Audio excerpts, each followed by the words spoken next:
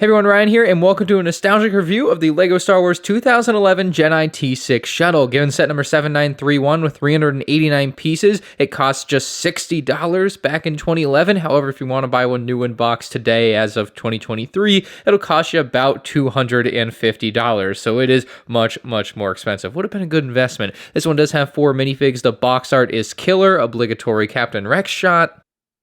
And I do miss the good old days where they advertised other sets from the same wave on the back of the box alongside all of your normal play features. Opening the box, you'll find bags numbered 1 through 4, your instruction manual, and a sticker sheet. Inside of that instruction manual is a really cool poster. I guess you could rip out and tape up on your wall if you wanted when you were a kid. I certainly won't be doing that now, but the design of it looks amazing. With 4 named Jedi minifigures in the set, it was sure to be a hit as far as that went, and they didn't disappoint. The Anakin Skywalker, while really standard for the time, maybe has aged poorly from 2011, but at the time was okay. Definitely could have used a leg print or a back print, the things we expect modern day, but for the time this was deemed acceptable. He does have the Clone Wars eyes, which I quite like, but definitely there are people that don't love this style. The Obi-Wan I think has aged a bit better just because the color on him I think looks cooler. He also has a very sharp beard, and I think the hairpiece is also just a bit nicer, but he is also missing leg printing or any back printing like we would see on a modern day version of Obi-Wan. Seasse Tin is a step above the other two. He gets his own custom head mold with the horns. It looks super cool. The horns are slightly rubberized, so you don't really have to worry about them snapping off. He's got a great face print, and then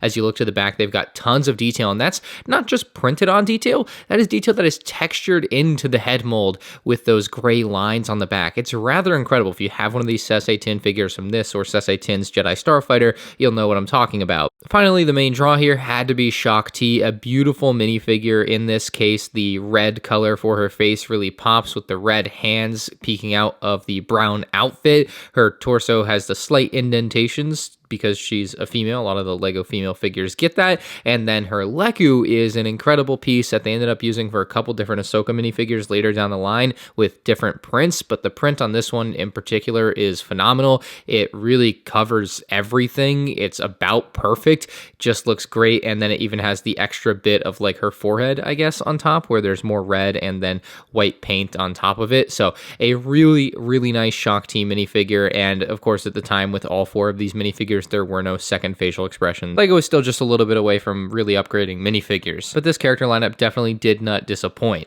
Now for the T-6 Shuttle, this thing is pretty big, even though the piece count was 389 for $60 at the time, and 10 cents per piece, of course, is golden. This one was just north of 15 cents per piece. It is still the size, I think, hits because they use so many large panel pieces on this, as you'll see throughout the review. But we got to start with the cockpit, and what I think is the biggest downside of this set by far. They use a regular LEGO white and regular LEGO red color scheme as the predominant colors, and then when it came to the cockpit windscreen piece, it's supposed to be a white print, and on the box it's represented as much more white than it shows up in real life because they can't really print white that well on certain colors, and so it doesn't really match the white of the LEGO bricks, not even close. The white of the sticker doesn't match perfectly, but that white ain't even close. It's not passable in my eyes, so that is a big downside to this. Even though it is a very nice print and it looks very cool, it is something that the quality of, it's just something that the color quality of isn't quite there for me. You can try to get a still of that just so it's not so shaky. When it comes to getting inside of the cockpit, you just have to pull up on it. It's connected with quite a few studs, so it can be a bit jarring. When it pulls off, it can just pull off rather quickly and unexpectedly, but there's a big cavern in there for a couple of minifigs. You can fit 2 as the set shows on the box,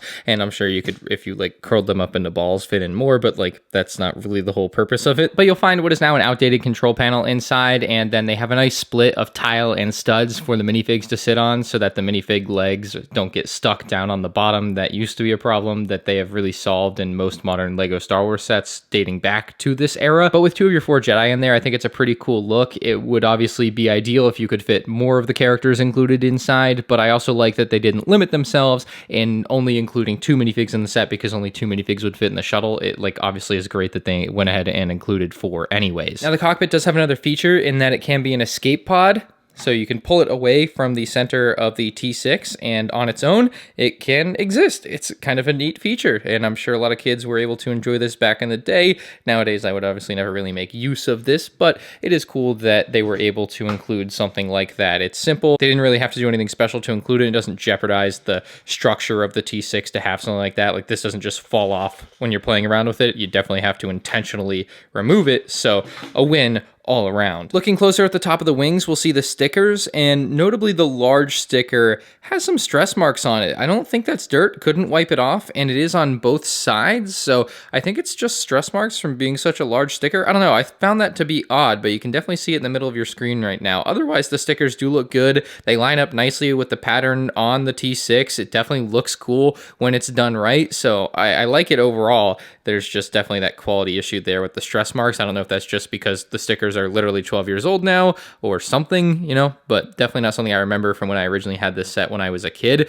The only other thing notable on top of the wing here is the Republic logo there. That is a sticker, but it is a pretty good looking one if you put it on the proper way. Now, the large center of the T6 with the fin on the top is an area where you can pick up the set. It's not the ideal way to pick up the set, but you can. And then it also has the engines on the back, which all three do look the same. They all have the same blue thrust coming out of the back. However, the two on the outside can be used as flick-fire missile launchers, because you can see in there's a little blue piece and another blue piece, and both of those can be used as flick-fire missiles, except not in the orientation the ship is in right now. We actually have to spin the wing to open up the space for the missile to launch, and once it's out of the way, it is free to fire, and it's a pretty cool feature because you don't actually have to flick it. You just push the thing on the back, and it works much easier than trying to actually flick a flick-fire missile. Looking at the bottom of this T6, you'll find white, gray, and red, and it looks like they tried to recreate the pattern from the top of the T6 on the bottom, but really this is just a side effect of the way that they built it so that the red could show through on the top. Like, they didn't even try to recreate the red stripe there on the bottom, so they didn't really try that. Now, to be fair, on the 2023 version of Ahsoka's T6, it's completely blank, so this one is better in that aspect, I think, but it is kind of debatable whether this or that is the better look. I do have a comparison on my YouTube channel if you are interested. But the only other main thing you'll find on the bottom is the landing gear. Of course, you have this main piece that sits on the ground, but to keep it from leaning forward, kind of like it is now on the opposite side, it actually has this piece here that can be put in a forward position to stop it from leaning too far forward. See how it now sits flat on the table? That's because the landing gear is doing its job. And without the landing gear, obviously things don't go quite as well. Now, you do have to have the landing gear retracted to engage the spinning function completely, so that's why it's retractable and not just completely built in and stiff. But spinning this is pretty easy. The middle section basically stays still while the wings rotate about the center. Very simple to do. However, it does have a bit of friction, especially compared to the 2023 model, mostly because it has an extra Technic piece with teeth that's working against you. So it's definitely something that is noticeable in hand, not something I noticed when I was younger, but of course, now that I have a frame of reference, it's certainly a bit more friction than I think I would like. At the end of the day, I don't think it's really worth spending $250 to get a new and sealed box one on the secondary market. If you want Shaak-Ti, go out and buy Shaak-Ti. If you want a T6 shuttle, I think the new Ahsoka's T6 shuttle is just fine, and like I said, there's a comparison of that on my YouTube channel. You'll see on the end screen in a moment, but this set was decent for the time, definitely slightly overpriced, but it's still a cool model, and I think if you saw it for the right price, especially in like a good used condition, you could do okay with getting this. But I don't think unless you have like the craziest nostalgia for this set, you should really be going out and trying to buy it. I think you can do okay with the new Ahsoka's T6 and just buying the Jedi figures you want. So let me know what you think about this one in the comments section below, but I'm giving it an 8.5 out of 10. Leave a like if you enjoyed, and you can check out more 2011 Star Wars reviews on the end screen now.